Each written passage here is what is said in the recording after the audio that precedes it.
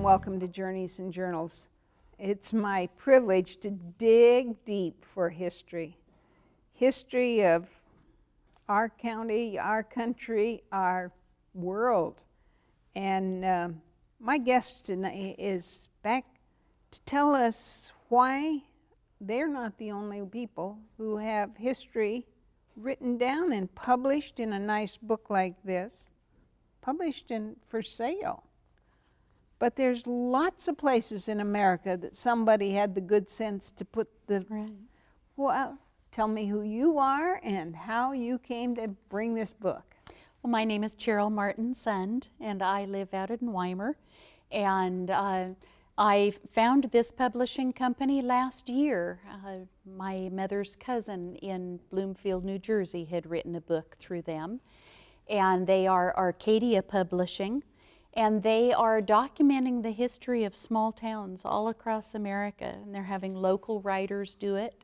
And these writers are going into the historical societies and the museums and talking with old timers and getting to see their pictures. And then we are documenting the history. And they have several hundred so far in this series called Images of America. And where are these people playing music? Well, that is the City Orchestra in Rogue River in 1910. And they would meet in the center of town. They had a beautiful gazebo there. And they would hold practice there, and they would play on Saturday evenings for the town.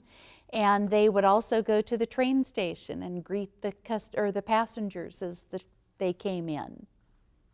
You know, Rogue River isn't, I mean, now all we know about is the rooster crowing contest. Right.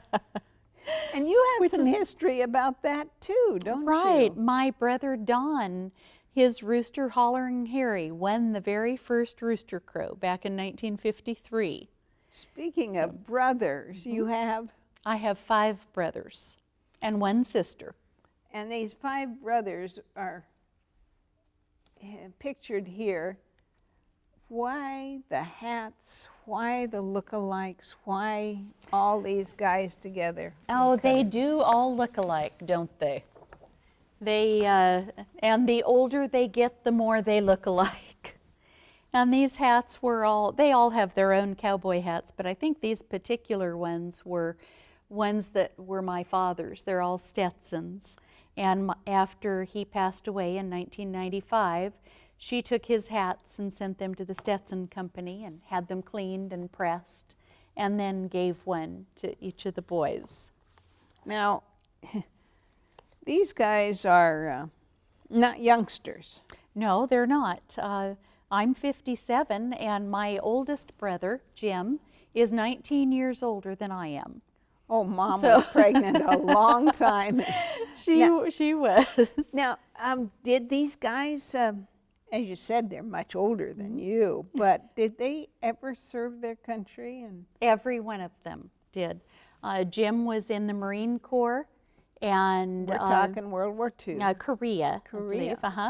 And then he was a state policeman, a game warden over in Baker City. Fred is retired Navy. Carl is retired Army and retired State Police Force, Oregon State Police. Don was with the State Police Force and then left that to start a business up in Albany, City Delivery. Lawrence was in the Navy, and he now owns part of the majority of Mom and Dad's ranch. And he started a couple of other businesses. He started Big A Auto Parts here in Grants Pass. Now this is the little... That's the youngest one, yes. The youngest of the boys. And then come the 2 girls. And then the 2 girls, yes. And we showed those girls. Mm-hmm. And Mom looks just as proud as she can. Oh, she was. She just presented them with the hats. Yeah. This was taken at our family reunion. You have reunions how often? Every year. The 3rd weekend in July of every year, we have one Usually on the ranch. A couple times we've had them somewhere else, but usually they are held on the ranch out in Wimer. Now, you gave names to all these people except the little sister. My sister Sharon. She's Sharon Poole now. She's married to Don Poole here in Grants Pass. Oh, it's Alan Poole who was helping us build our place, and he's the one that was slow to do the show about Pappy Poole. Yes. Their dad. Their dad, Put a good Pappy. word in for me, would I'll you do please? that. You had stories after our last show that I just wanted to find out more. Your mother was born where, and her heritage? Well, my mother was born in Redlands, California, and her father died very young. He had rheumatoid arthritis and died when he was in his 40s. But before he passed away, he started the Tri-City Airport down in Colton, California, near Bryn Mawr and Riverside. And then my father was actually born at Goose Lake, which is right on the Oregon-California border. My grandparents were living at Wagon Tire at the time. So he was born there, and then he lived part of his childhood on the Colville Indian Reservation up in Washington. Because? I'm not exactly sure why they lived there. He is a Nez Perce Indian. He's a great-grandson of Chief Joseph. But that's not anything that was ever common knowledge. At that time, it was not okay to be married to a half-breed. And my grandfather never wanted my grandmother to talk about that part of her heritage. And so it was only in later years that my father found out that he was Indian. And so he always said he had the best of both worlds, because he was a cowboy, a rodeo rider, and then he was an Indian too. So. Cowboys and Indians and that leads me into this, because when he died, right here in Southern Oregon, in Jackson County, in all of the state, they have a rule. Well, Oregon is actually the only state left in the nation where you can bury someone out in your backyard if you want, as long as you are far enough away from a water source. You can have private cemeteries, home cemeteries, and Mom and Dad had the foresight years ago to set aside a part of the ranch and dedicate it as a family cemetery. Your ranch? Yes. Where you live? Where I live now. So it's just down the driveway from my house. Oh, here are the speakers. This is his, should we say his? His headstone. It's carved out of a solid piece of redwood. It was carved by a man in the valley, Larry Johnson. Jim Martin. Right. Now, I'm a Martin, but unfortunately we don't know that we're related. Yeah, right. We'll have to look into that. But this guy, I asked him time and time again. Jim Wilson, yes. Please be on TV. I love your story. He came to the valley with his friend. Right, And said, we'll start a radio station. Right. Was that Elsie Parker? Oh, it was. And his son will tell the story, but I never got Big Jim. How I'd love to have someone had videoed all these people. Tell me about this fellow who was obviously at the funeral. Well, actually, I think it's this one that you want to know about. This man, when he came to the funeral, my mother recognized him right away, but she hadn't seen him since he was 15 years old. And his family lived out in Wimer, and as were most families then, they were very poor. And he was the oldest of the children, and so he was, I think when he was about 13, he was told that he had to move on out now, that they couldn't afford to support him any longer. And so I'm not sure exactly how it was that my dad got wind of this, but he gave him a place to stay in the bunkhouse there on the ranch. And he would make sure that he had work to do for some of the local farmers, doing some haying and other chores, and always made sure that he got a fair wage. And then when he was about 15, his mother had been taken to Portland. She was in the hospital there and was not expected to live long. And so Dad took, I believe his name was Tom, Dad took him to town and bought him a new pair of shoes and a suit and a ticket on the train to go to Portland so he could see his mother before she passed away. I'd almost like to cry. I Because know. this is such a tender story. Now, your And dad, was he moneyed or was No, he wasn't. He just was very Was he older? tender-hearted and generous. He would have only been in his probably mid-20s, mid to late 20s. Incredible. Yeah. And where was this farm? This was out in Wimer, the ranch that we still live on. And so Mom and Dad never saw him again, but he showed up here for Dad's funeral, and Dad was 82 when he passed away. So here Tom hadn't seen him for all that time. Maybe and then, 60 years. Yeah, And somebody should- knew Tom. Mhm. And the story. He actually had seen it in the paper up in Portland because of Dad's involvement with the schools all of his life. He was always such an advocate for the kids.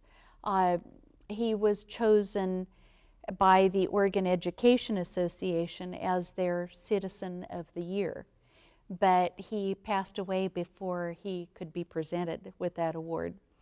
So my mom and all of my brothers and my sister and myself went to Portland and were honored on his behalf at a dinner there. And the And dad's Tom name? had seen this. Pardon me? The dad? And My dad's name was James Martin, James H. Martin. Oh, this is so nice. And I want to be related, but I don't see how we can do it. My family came to Canada, it's very poor people, during perhaps just before the Irish potato famine, but I don't know much about other than Jonathan, my grandfather's father was John Martin. You know, that's such a common name, but if you could help me. Well, we do have Johns in our lineage back there. You're talking about graves and funerals and the way it was done for your dad. Who all's involved here? Oh, just about the whole family. All of my brothers and some neighbors. And in Oregon, if you are buried within 24 hours, you don't have to be embalmed. You can just be put into the ground. And On your own place? On your own place. It has to be approved by the DEQ, Environmental Quality. And they came out when Mom and Dad were first setting this up and looked at the property and agreed that it was an okay place. So this is the headstone, and this is a picture of Dad. That's a picture of my dad. Yes. And they lowered the casket in on ropes. They planned this ahead. Right. Well, we knew Dad had been diagnosed with myelodysplastic syndrome, which is a forerunner of leukemia. It's where your body quits producing red blood cells. So he would have to go in for blood transfusions periodically. So we had a year and a half, couple years that we knew that, and we discussed it openly, what he wanted and what he didn't want. And I remember my brothers saying that, you know, they didn't think that they could do that. They didn't think that they would be able to do that for him. And he had great confidence in them that they could do it. But they would. And they did, and it has made every one of us stronger for it. Yeah, I say no sad songs and cookies and punch. I want to build my own box. Oh, yeah. I have the boards. I want to have the boards already. It's a little different than any, but this is a Dad's. Mom's casket there is actually made out of lumber that was milled off the property there from some trees that were cut on the property and then milled there. And so it's beautiful blue pine. And then my brother used their branding iron. Their brand was J Diamond L. And that Dad always said that the J was for James and the L was for Lottie and the diamond was what bound them together in marriage. Oh, how And romantic. that was on every horse that came across the property there. Dad raised registered quarter horses. And so there's still a lot of J Diamond L horses out there today. And so then this decorated wagon. Well, yes, that was a little wagon, and Mom always loved Dad's tractor so much, his Ford Major, and she was so proud when they bought that back in the 50s. And so my nieces got together and they decorated the wagon with flowers, fresh flowers, and then my brothers and my husband and brother-in-law carried Mom's casket out of the house and put it on the trailer there. And then these are all great-grandchildren that are gathered around her there, riding beside her up to the cemetery. Why am I so interested in this, folks? It's just exactly a celebration of life. It is exactly a celebration. It was exactly the way Mom would have wanted it. And for all of these little children that can participate in this, it makes them see how natural death is, and that it's nothing to be afraid of. And they all helped with their shovels to fill in the grave afterwards. And it made them feel like they were a part of sending Grandma and great-grandma on her way. It's like the cover of a book. This is when you're born, and this is when you die. And your life is all those good pages in between. All those, oh, thank you for bringing this album. Your mother was an incredible woman. We've got a picture of her here with all her kids. But she didn't always have times so good. They came to Southern Oregon in 1937, right? During the Depression, yes. One of my favorite stories about them when they were still living in California was that Dad was working for a pig farmer down there in the San Mateo Canyon. And there was this little shack on this property, and there were holes in between the boards, and so they put newspapers up and to cover the holes. And Dad's job was to go to this big, to the CC camp, the Conservation Corps camp, and he would pick up their garbage, and then he would take it down to the pig farmer for his pigs. Well, whenever they would go to pick up the barrels of the garbage from the CC camp, Dad said that one of the guys had kind of pat one of the barrels. And so Dad knew that when he got on down the road a ways, he'd stop and he'd take the lettuce leaves off the top, and there would be apples or flour, stuff like that in there. And he would drop those off to my mom, and she would make apple pies for the boys at the CC camp. Oh. And then they would come down and they would play cards and eat apple pie there. The story is incredible. Yeah. I love it. I love it. You know, you're telling me stories about days of old, and really that's what you've done with your book, is find local stories.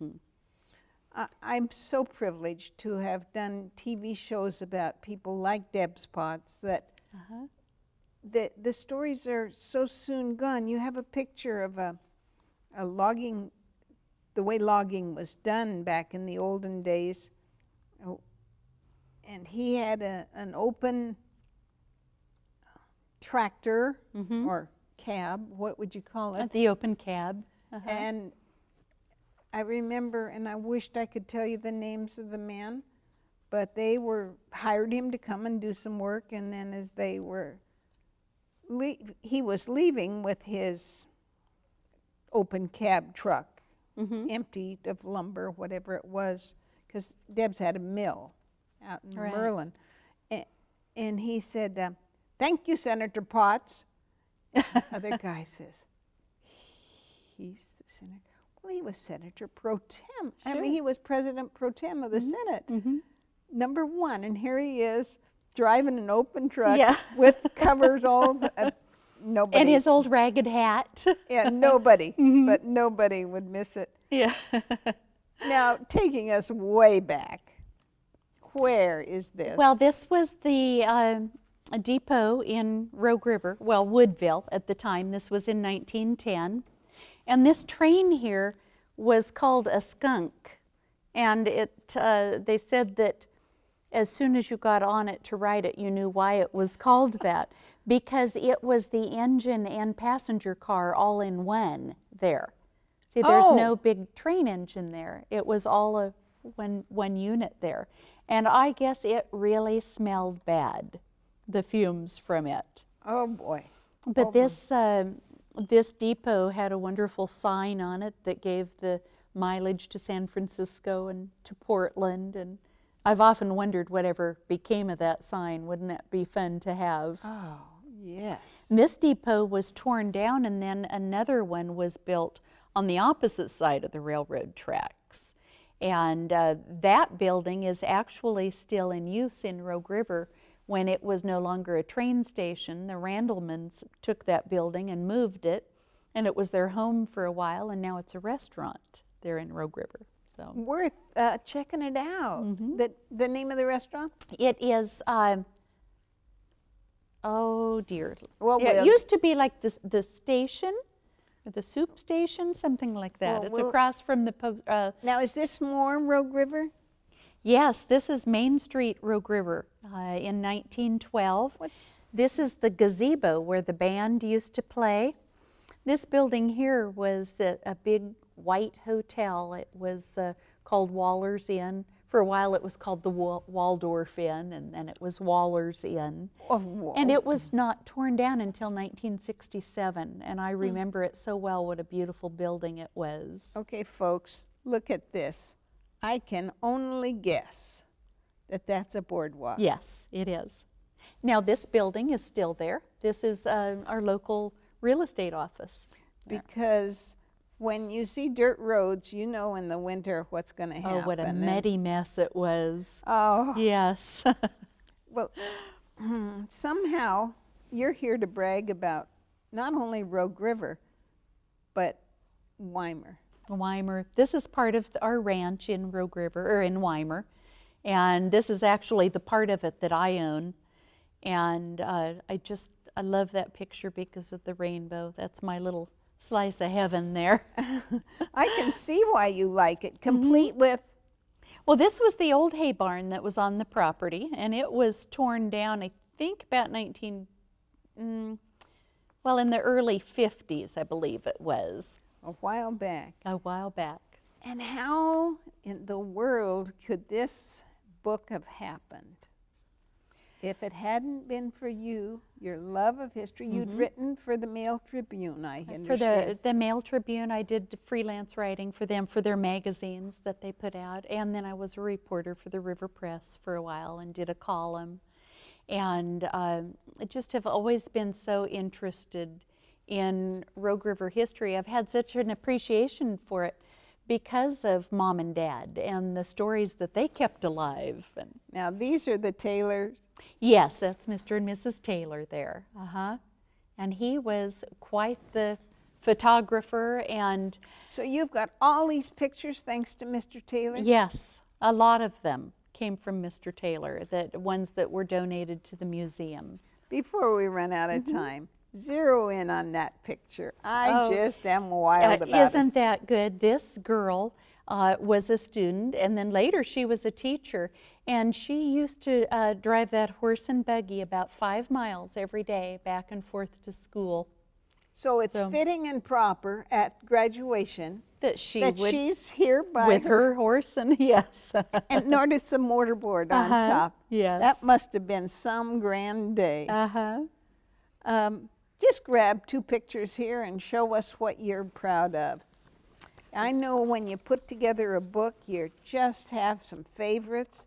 You've tucked in some of your family things here. I did. I was able to get some of my family photos in here. I love this one of the horses and the hay wagon, and I think there's 3 of my brothers on that. Oh, And they were saying they remembered what hot, sweaty work that was to go out into the field. And they're just little tiny things, but they still did their share to help. and itchy. Itchy. And they would load that wagon up, and there it is, all full, ready to go to the barn. Oh, it's And then they'd go back and start all over again. Do you suppose they swing in the loft and jump in you the bet hay? they did. Just a little happy memory there. Yes, I thank you so much for coming with your books of history, and we can get a hold of this book at where? Well, Oregon Books locally has it. It's available online through arcadiapublishing.com or through amazon.com or Barnes & Noble. It's also available in Rogue River at the museum, and they're using it as a fundraiser. So any books that they sell, I've donated my profits to the museum, because without them, this book wouldn't exist. And this picture is who? That is my mother and my 5 brothers. And just out of sight there is 2 big geese that Dad had just shot that's going to be their Thanksgiving dinner. Supper time. Yes. Well, it looks a little like grapes of wrath, but you know. Well, you know, Mom said she always carried oatmeal and water, and they didn't have the drive-ins then for fast food, and so when the boys got hungry, she'd stop alongside the road and get out the camp stove and make a pot of oatmeal. Wow, that's for Mom. Thank you so much for sharing your Thank you very stories. much, Bernie. It's been a pleasure. I'm Bernie Martin Beck, and I get to push into some family history that who'd have guessed? The lady at the grocery store has all these stories. Or thank you so much for tuning in to Journeys and Journals, and thank you so much for being my guest. This is you, Bernie. It's wonderful, been wonderful. fun. And the book is all about our part of the world, Rogue River. My next project will be a book about the ranch and my family. Wonderful. Come back then. I will. I'm Bernie Martin Beck saying thanks for tuning in to Journeys and Journals.